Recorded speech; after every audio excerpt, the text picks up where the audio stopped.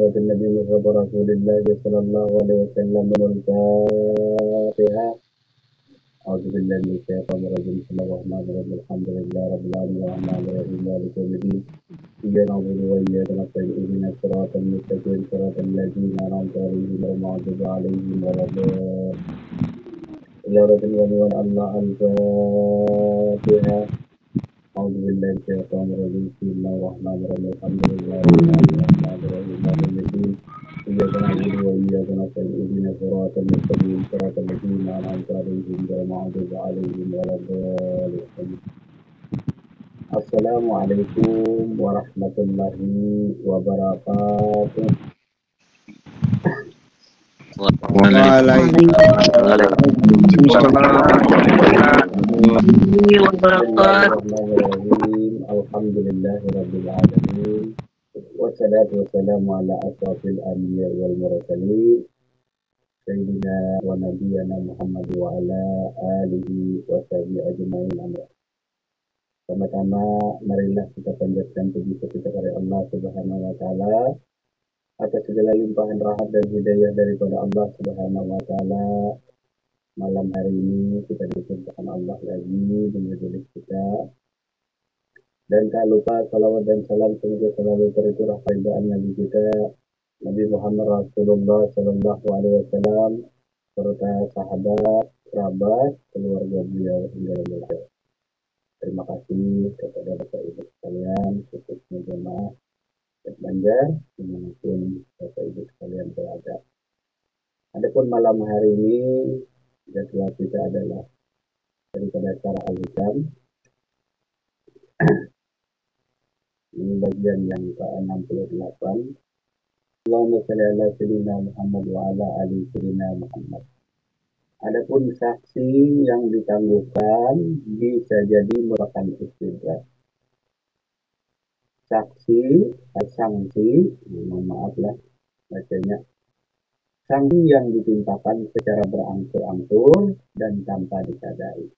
Jadi ada sanksi yang ditangguhkan, sanksi tadi yang berupa hukuman kalau tidak.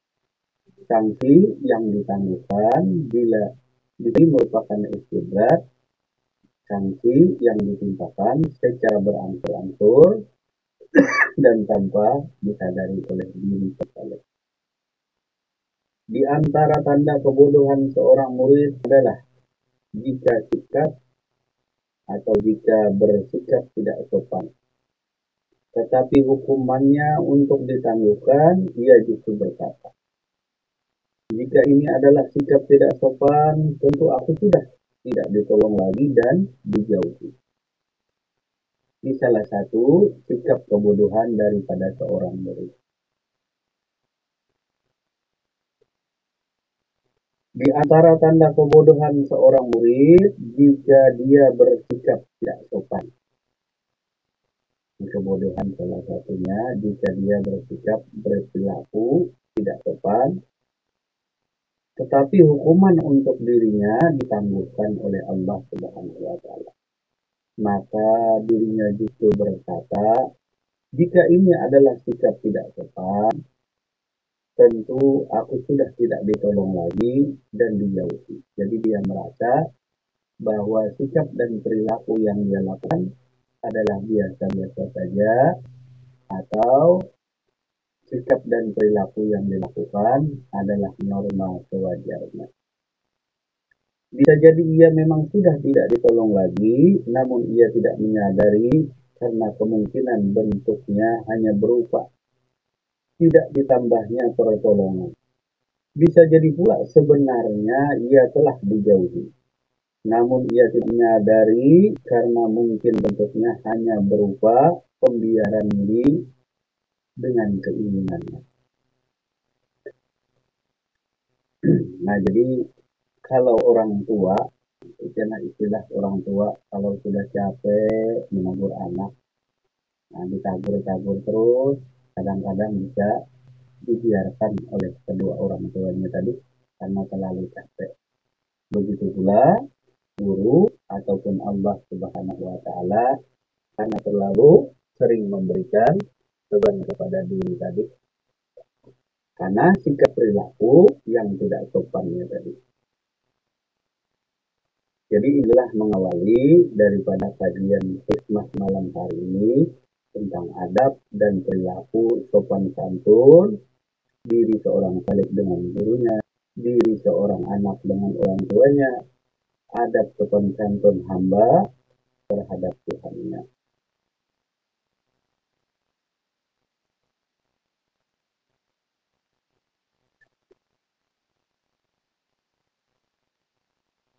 Adapun dalam salah satu hadis Rasulullah Shallallahu Alaihi Wasallam yang tertulis dalam kitab Wasiatul Mustafa, tanda-tanda jika Allah murka pada salah seorang hamba. Hai Ali, jika Allah sudah murka kepada seorang hamba, maka Allah akan memberi rezekinya yang haram. Jadi kalau Allah sudah murka, rezeki yang diberikan kepada kita adalah berupa rezeki yang haram. Dan jika kemurkaan Allah itu kian waktu kian bertambah. Jadi bertambah-tambah kemurkaan Allah karena tidak ada perubahan sikap perilaku kita tadi karena pada sopan dengan Tuhan. Jadi pada sopan itu ya istilah dalam bahasa insan manusia, pada sopan kalau kata Tuhan ini ialah berbuat daripada maksiat kepada Allah Subhanahu wa taala. Maka Allah akan mempersilahkan setan untuk membantunya mengurusi segala kekayaan yang dimilikinya, membantunya memperoleh harta dan menyibukkannya pada urusan dunia dan daripada urusan agama. Nah, jadi kalau Tuhan sudah murka, Allah Subhanahu wa taala murka karena ketidaksopanan kita. Jadi hikmah malam hari ini itu berhubungan pula dengan wasiat daripada Rasulullah Shallallahu Alaihi Wasallam yang tertulis dalam kitab Wasiatul Mustafa, nasihat-nasihat yang mulia dari Rasulullah Shallallahu Alaihi Wasallam. Jika Allah sudah murka kepada seorang hamba atau kepada seorang saleh atau diri kita, maka Allah akan memberi rezeki yang haram kepada diri kita. Karena dibiarkan tadi, nah maka jika kemurkaan Allah kian bertambah, maka Allah akan mempersilahkan setan untuk membantu mengurusinya. Jadi setan tadi ya kerabat kita yang suka bergaul, bergumul dengan maksiat ya haram tadi karena pembiaran. Nah, Allah Ta'ala membiarkan diri kita. Hartanya bertambah lalu setan dipersilahkan membantu mengurusi tadi kekayaan kita. Jadi bila ada yang hendak ngaji kita hari itu artinya sudah makanan yang haram. Lalu itu kan lupa tadi. Nah, dari makanan haram lalu tambah kemurkaan Allah tadi. Jadi bila hendak ngaji itu jalannya itu makan yang dimakan makanan haram. Kalau makanan yang halal dibawa ngaji sugi tidak mau. Ngaji sugi itu ngerti kita orang luar negeri lah. Pengen kaya cepat, pengen kaya yang instan tadi. Nah, lalu ngaji apa? Nah, ngaji babi ngepet ya. Nah, dulu pernah kita waktu di kebun orang yang ngaji babi ngepet 3 kali, tapi 3 kalinya gagal. Karena 3 kali gagal. Nah, dia bilang sendiri tadi seperempat orang terus katanya. Itulah ada iman dirinya tadi mati, ada iman di dirinya tadi. Tetapi kalau yang haram terus dimakan, nah yang haram tadi makan.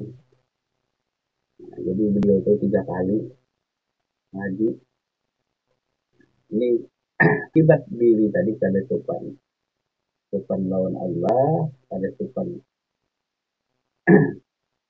aku tidak sopan. Nah, dulu kan kita pernah juga cerita di rumah ada juga yang pengen kaya tadi dia beberapa kali sampai habis hartanya, sampai ada yang ngajari sholat panjang. Dan yang ngajari itu adalah seorang kiai. Nah, jadi yang ngajari ini kiai. Jadi sholatnya telanjang, orangnya masih ada. Nah, dia datang ke rumah tadi. Ya, jadi sholatnya telanjang. Jadi ada yang cerita katanya berhasil, dia berangkat seberang lautan. Nah, ya, kebetulan yang ngajar Kiai tadi. Kiai ngajar sholatnya telanjang tanya nanti ada yang mengantarkan uang macam tadi. Rupanya nasib belum berpihak kepada dirinya tadi. Nah, artinya Allah tidak mengandalkan tadi. Tapi kalau sudah kemurkaan Allah tadi sesuai dengan wasiat Rasulullah, kalau sudah makanan yang dimakan haram, maka setan dipersilahkan Allah untuk membantunya, mengurusi usaha, mengurusi hartanya, mengurusi kekayaannya.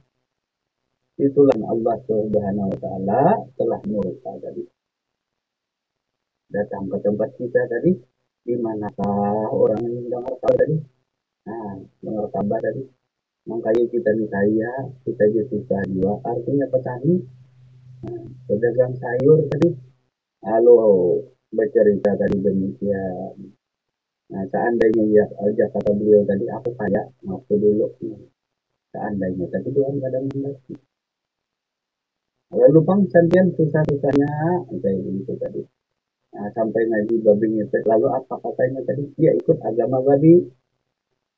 Ikut agama babi orang ngaji tadi. Dia ikut agama babi. Dia bersumpah di hutan. Aku ikut agama babi bersumpahnya. Nah, matinya ya ikutlah. Nah, seperti babi tadi. Tapi Tuhan kadang menghendaki juga tadi. Nah, lalu kata kita tadi sama istrinya, wahai bapak tadi, ada muda-muda orang jadi binatang. Kita ini manusia yang dianugerah Allah segala kemuliaan, segala kebaikan. Manusia tadi adalah bentuk dan rupa yang paling bagus. Kenapa sampai mau begitu tadi? Ya, katanya terdesak ekonomi macam tadi. Itulah keadaan diri kita sekarang tadi. Kalau sudah situasi kondisi yang demikian tadi, bisalah berubah akhlak perilaku tadi. Lalu kata saya, Bapak, maukah engkau ditunjukkan bagaimana seorang manusia bisa menjadi seekor babi? Hendaklah sentian kada usah yang seumur hidup nanti di negeri akhirat. Sampian di sini aja kalau 1 jam, sampian sanggup jadi babi. Masa katanya? Ya kalau Allah berkehendak, tidak ada yang tidak mungkin tadi. Nah, orang tadi. Lalu tadi kita berdoa kepada Allah, ya Allah ya Rabbi, tolong ya Allah tunjukkan kekuasaan-Mu. Tunjukkan ilmu ya Allah pada insan manusia ini supaya dia tahu. Tolong jadikan dirinya tadi seekor babi. Nah pas tadi berubah sampai tadi jadi kaki juga. Nah, bukan berubah bentuk dan rupa, si sikapnya yang berubah. Karena yang dia cari adalah sikap, adab dirinya, perilaku dirinya. Perilakunya, sikapnya dari yang didasari. Mau datang yang seperti itu tadi. Ada usah yang seumur hidup jadi babi. 1 jam saja kalau engkau sanggup jadi babi. Karena sikap perilaku, sikap kita tadi didasari sikap. Makanya bila kita berguru atau apapun tadi, itulah utamanya sikap perilaku. Begitu pula dengan Allah Subhanahu wa taala menjaga adab. Kalau Allah sudah murka. Jadi orang tadi, nah berubah itu, nah berubah jalannya begini. Nah, Aroni anak waktu itu pada dah, pada orang masih hidup tadi kalau ke sini nanti bisa pajak tanya benarkah yang temukan tadi di titik dekat dengan satu kampung satu RT. Nah, berubah sikapnya, berubahlah perilakunya menjadi seekor babi tadi. Nah, seekor babi keliling tadi. Nah, keliling. Apa enaknya sih jadi seekor babi tadi dengan harapan ke saya? Bukankah manusia tadi telah dianugerahkan akal pikir sebagus-bagus bentuk bentuk. Sejam aja udah sanggup, itu dia nangis-nangis, nah, sampai roboh awalnya apa babinya. Kenapa kita bilang anak dibunuh orang? Nah, bila ketemu manusia ada yang hendak memukuli terus. Nah, jadi buka lari ke hutan. Karena ketemu lagi katanya orang di sana lari lagi di bawah orang parang, bawah orang tombak. Ada wani. Ada berani. Nah, jadi ketakutan dia dari sampai menggigil dirinya tadi. Ampun, ampun, kada jadi. Nah, apa belajar nangka itu tadi? Itulah diri kita tadi. Ada menjaga adab tadi.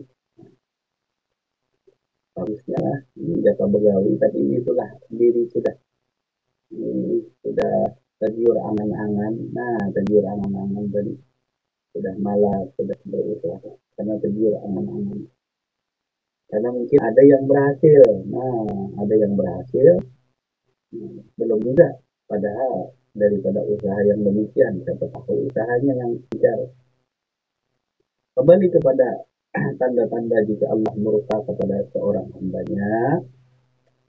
Jika Allah sudah murka kepada seorang hambanya, Allah akan memberinya rezeki yang halal. Sudah murka, apalagi menjauhi Allah Ta'ala. Engkau itu karena Allah, menjauhi Allah Ta'ala. Nyaman hidupku katanya tadi. Menjauh dengan Tuhan tadi nyaman. Nyaman apa makanan yang dimakan kada halal berdagang, kada jujur lagi berdagang. Curang sudah berdagang. Lagi dulu dekat dengan Allah, jujur berdagang.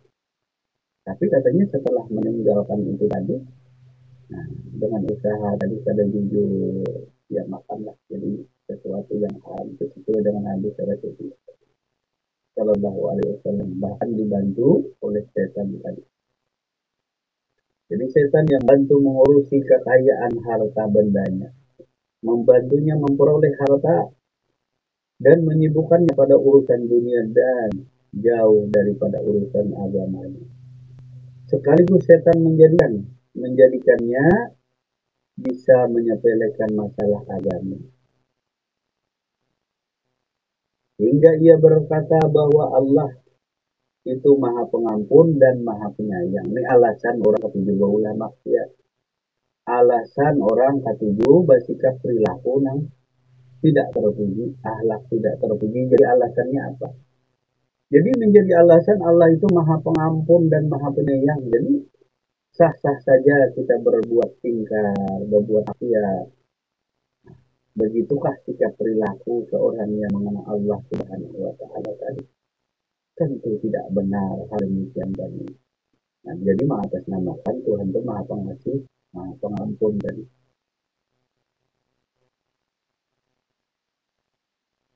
Kemudian lagi setan bersama orang yang selalu bergumul dengan yang haram tadi. Akibatnya tadi. Benda yang haram tadi. Tidaklah seorang yang mencari sesuatu yang haram, melainkan setan akan menemaninya. Ini hadis yang kedua tadi. Wasiat. Tidaklah seorang yang pergi mencari sesuatu yang haram dengan mendaiki kendaraan, melainkan setan akan membuntutinya. Tidaklah seorang yang mengumpulkan harta yang haram, melainkan setan nantinya yang akan memakan hartanya. Dan tidak seorang yang luput mengingat nama Allah ketika berhubungan dengan istrinya, melainkan setan akan bergabung dengannya dalam memperoleh keturunan. Jadi setan 42 tadi berusaha, setan usaha urusan dunia dan itu dibantu. Bahkan ketika kita berhubungan suami istri tadi, bila kita melakukan hal demikian, maka setan pun ikut tadi. Demikianlah yang dimaksud firman Allah Subhanahu wa Ta'ala, dan bersekutulah dengan mereka pada harta dan anak-anak serta beri janjilah mereka. Lalu kalau kita pada kenal Allah, lalu bukan apa? Maka hendaklah diri seorang tadi, diri seorang insan tadi hendaklah mengenal Tuhan. Kalau ada kenal Tuhannya, lalu kita bertuhan apa? Kalau Tuhan pada engkau kenal tadi, maka setan itu laksana anjing. Setan itu laksana anjing tadi, seperti binatang anjing. Kalau kita bawa kayu, kalau kita ingat tadi, kita baca A'udzubillahi minasyaitonir rajim, baca istighfar. baca zikir kah, itu laksana sebuah senjata, sebuah kayu. Setan tadi kok lari dia, kalau kita ingat, lari. Tapi yang namanya makanannya masih ada di diri, ingat yang haram itu apa? Yang haram bagi orang ma'rifatullah diantaranya adalah ujub ya. Ujub pria itu yang kada boleh, yang haram itu artinya kada boleh engkau lakukan. Adab kesopanan dengan Tuhan, ujub dan ria itu nah jangan sekali-kali dilakukan. Jadi makin engkau rajin sholat, setan jadi makin senang. Karena ujub dan ria menemani amal ibadah yang kita lakukan. Dan ujub ria bukan kada baik beramal ibadah, bukan kada baik sholat, bukan kada baik berzikir. Semakin beramal, setan semakin suka dengan orang yang ujub terhadap amal ibadah itu mengharam bagi diri kita. Jangan dimakan, jangan dipakai. Bila dipakai ya setan menemani diri kita. Setan menemani. Setan yang membantu tadi. Makin alim diri kita, setannya kan makin alim. Begitu kan ceritanya. Nah ini hikmah malam hari ini tadi. Jadi bila yang dinamakan haram itu adalah yang dilarang oleh Tuhanmu itu nang haram. Bukan hanya makanan babi. Tahu kita babi haram. Tetapi ada yang haram yang tersamar bagi diri kita. Kita yang sering beribadah, sering tadarus, cuma ada kita dengar orang lain. Bahwa ibadah ini nang haram. Nang kada di Arab tuh haram tuh harus ada boleh tadi. Nah, jadi bapak ibu yang dirahmati Allah khususnya ibu tuh ada buku kitab yang ini untuk ibu-ibu ini ada fikih klasik. Nah, ini nah untuk ibu-ibu fikih tasawuf wanita itu bagus untuk dibaca. Kalau ketujuh baca, kalau ketujuh baca ya cukuplah mendengar tadi. Nah, ada yang namanya fikih tasawuf wanita. Ada pula ada demikian.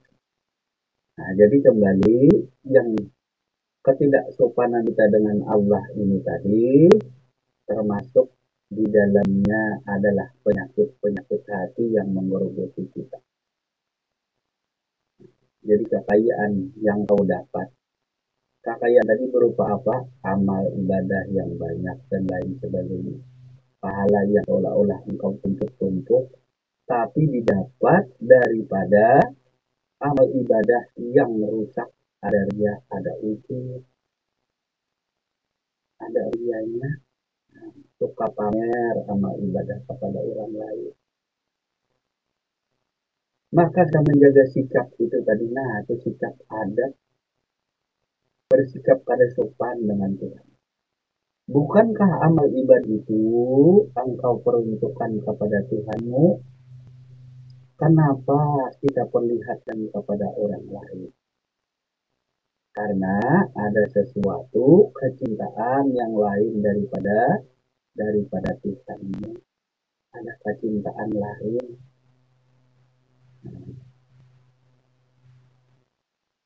Ada kecintaan lain. Jadi semakin beramal, semakin banyak ujub rianya tadi, maka setan semakin bagus nah gitu kan engkau alim, engkau orang ahli ibadah. Mau bukan ahli ibadah, kalau orang ahli ibadah kan ada ujub ria. Nah, tapi ini mau kepengen seperti orang ahli ibadah. Nah, jadi yang tidak sopan itu ada perilaku di dalam beribadah kepada Tuhan tadi yang diserai ada kecintaan lain selain daripada Tuhan. Lain kerja bakti. Nah, kerja bakti kan lain lagi. Nah, kerja bakti itu hubungannya hablum dan kalau ini beribadah tuh hubungannya hablum minallah. Jadi hubungan dirimu dengan Tuhan.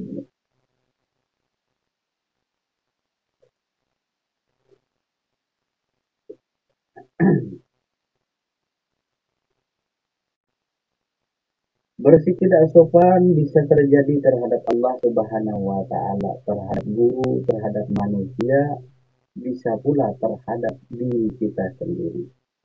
Di antara contoh bersikap tidak sopan terhadap Allah adalah melanggar perintahnya. Jadi contohnya adalah melanggar perintah-perintah Allah banyak tadi. Kepada sopan kita dengan Tuhan. Di antaranya menjaga ibadahmu daripada ujub ria tadi. Apalagi menyombongkan diri, berbangga diri tadi. Kemudian lagi yang tersamar pada diri. Berbangga diri dapat melaksanakan amal ibadah Allah Subhanahu wa Ta'ala. Ada kecintaan terhadap amal yang kita kerjakan. Jadi mereka ada kecintaan terhadap amal ibadah yang kita lakukan. Mencintai amal ibadah sendiri. Karena terlalu bagus amal ibadahnya, elok rupawan amal ibadahnya, lalu memandang kepada amal ibadah sendiri dan amal ibadah kita. Ada kecintaan lain daripada Allah. Mungkin ini tersamar orang lain tak tahu. Cuma bagi diri kita ada kecintaan kepada amal sendiri. Amal yang kau lakukan kepada Tuhanmu itu yang kau cintai.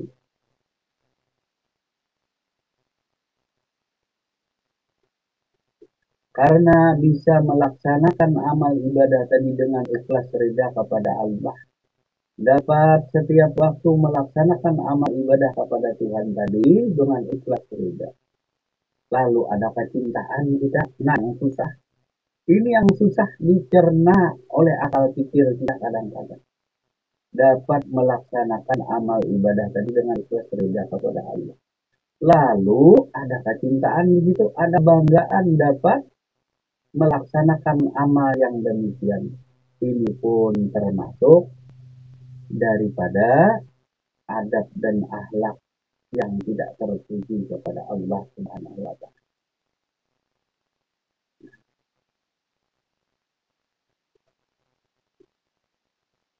Di antara contoh sikap tidak sopan terhadap Allah adalah melanggar perintahnya, mentaati aturan selainnya, mengeluhkan hukum-hukumnya yang dianggap memberatkan, dan mengadukan penderitaan kepada makhluk. Nah, ini tadi sopan Tuhan tadi. Jadi kalau engkau memandang, ada selain Allah bercerita tadi, kepada selain Allah yang memberi solusi, maka ada sopan lawan Tuhan. Maka di sanalah letaknya musahadah tauhidul akal. Allah jua yang memberi penerangan. Allah jua yang memberi pengetahuan. Allah jua yang memberi solusi jalan tentang masalah kehidupan yang kita lalui. Lalu kita bersyukur di tadi, memandang tadi, pandang kepada diri dan pada alam tadi, bahwa yang ada tuh ada lain daripada akal Allah Subhanahu wa Ta'ala juga.